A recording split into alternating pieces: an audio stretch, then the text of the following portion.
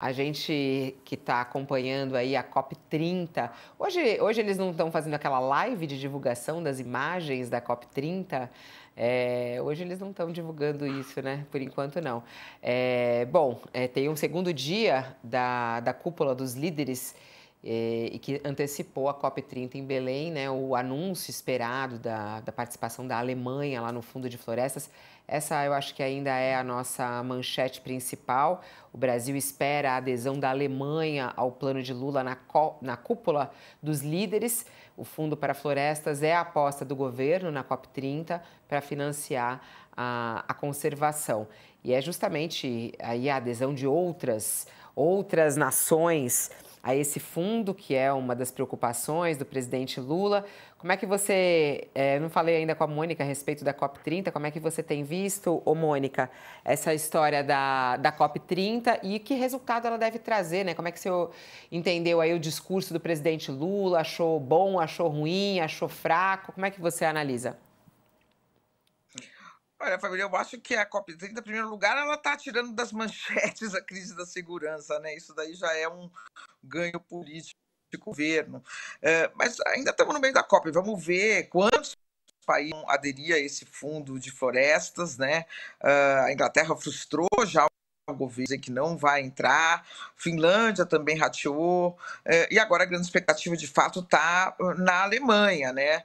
Na Alemanha e alguns outros países para ver se, depois da Noruega, que entrou fortemente, Indonésia, que entrou fortemente, se também outros países entram e endossam esse caminho, né, proposto pelo governo brasileiro para combater o desmatamento no mundo todo e a exploração racional, né, das riquezas das florestas sem derrubar árvores. Então, eu acho que, por enquanto, quer dizer, um encontro internacional, né, onde o Lula navega bem, um tema em que o Brasil pode ter contradições do governo, mas tem resultados para mostrar, né, no desmatamento.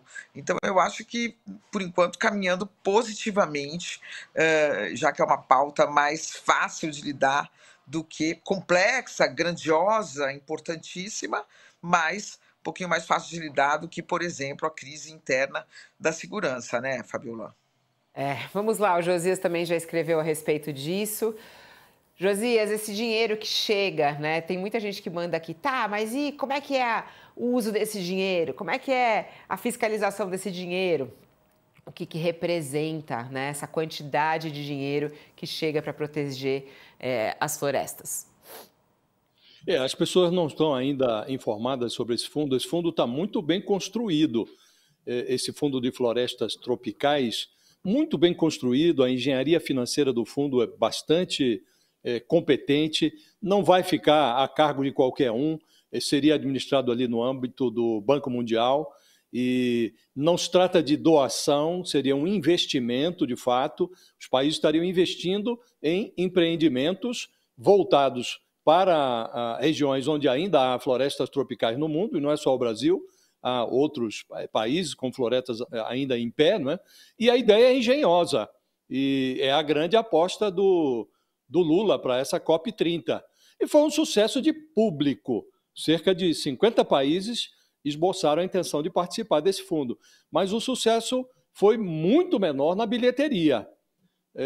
Só 4 países traduziram as intenções em cifrões.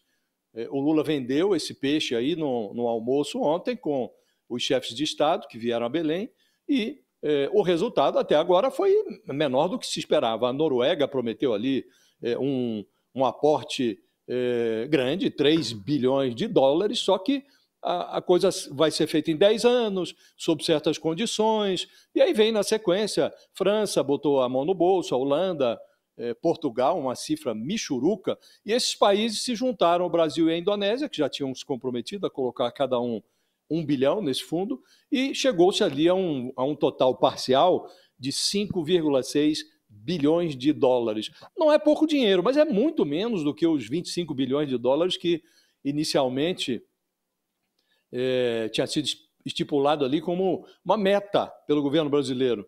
E é pouco mais da metade dos 10 bilhões que foram adotados posteriormente como uma meta mais realista. Então não atingiu nem essa meta mais realista dos 10 bilhões. Então, por hora, Fabíola, por enquanto, essa adesão ao Fundo de Proteção das Florestas tem muito gogó e pouco bolso, né? Segundo o ministro Fernando Haddad, a Alemanha vai levar a mão ao bolso. Ainda hoje, diz o Haddad, disse ontem, que a Alemanha anunciaria um aporte nesse fundo. Esperava-se que o Reino Unido fizesse o mesmo, também entrasse com algum dinheiro, mas ficou só na retórica. Até o príncipe William, o herdeiro da coroa britânica, ele chamou esse fundo de um passo visionário para a estabilidade climática. Agora, alguém precisa avisar ali Sua Alteza de que a família real tem sangue azul, mas a saliva, assim como a de qualquer plebeu, ainda não foi monetizada, né? Então não dá para ficar só na saliva, né? Precisaria realmente entrar com algum dinheiro. Mas, por enquanto, Fabíola, é como disse, tem mais gogó do que bolso nesse fundo.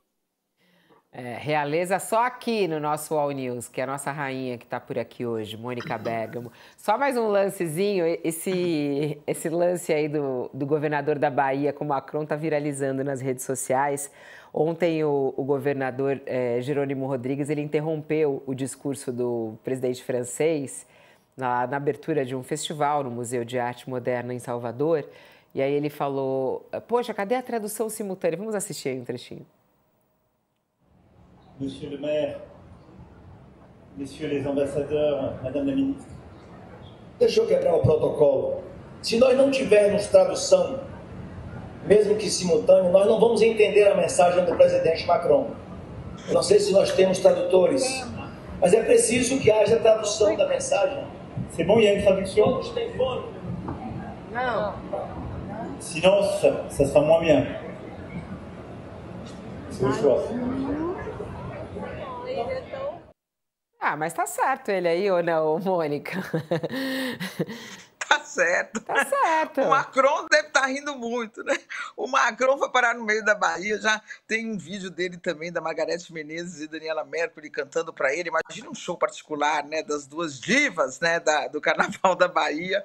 Ele fica ali olhando, daí ele bate umas palmas, porque ele não tem, assim, não conhece as músicas, Faraó e tudo. Depois tem tem um outro vídeo também que viralizou, de duas mulheres agarrando ele no meio do pelourinho.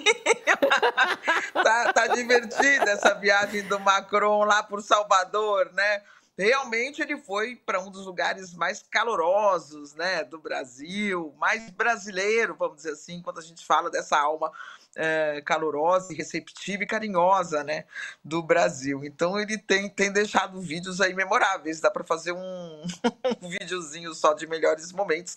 Seguramente esse do governador entra também, né, Fabiola? Ele adora o Brasil, né? É curioso isso. Eles gostam, e sempre é um sucesso. Ele tem a relação dele com o Brasil é muito interessante. E o Macron tem um certo borogodó, né? Josias? Esse vídeo aqui, tem borogodó? Esse vídeo, eu gostei dessa vídeo parte, aqui, tem um borogodó.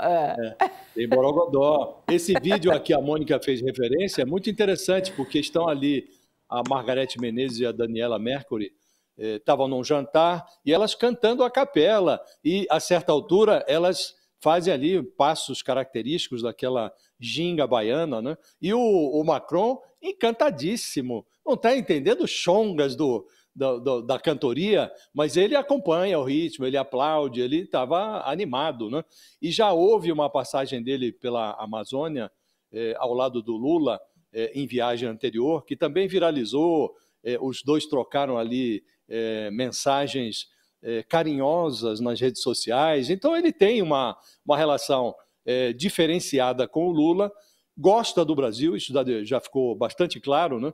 E está aproveitando ali Belém. Agora, isso aqui, Fabíola, que a cena que foi submetida ao governador da Bahia, o governador Jerônimo, é o sinal, é um sintoma do improviso que marca essa COP em Belém. Tem muita coisa improvisada ali. Ontem começou na prática o encontro, embora a COP o começo oficial vai ser na segunda-feira, houve, o que é uma peculiaridade desta COP, as demais não tinham tido essa particularidade, que era o encontro prévio dos chefes de Estado. Normalmente, esse encontro se dá depois da COP. No Brasil, ocorreu antes. E havia um tapume ali, a área onde vai se realizar, de fato, a COP, ainda não está nem pronta, estão terminando ali, estão dando os últimos retoques, então está em obras ainda a sede da COP 30, né? Então tem muito de improviso ali, obviamente aqui tinha que ter uma tradução simultânea ali, o governador tem razão, vai ficar ouvindo sem entender nada?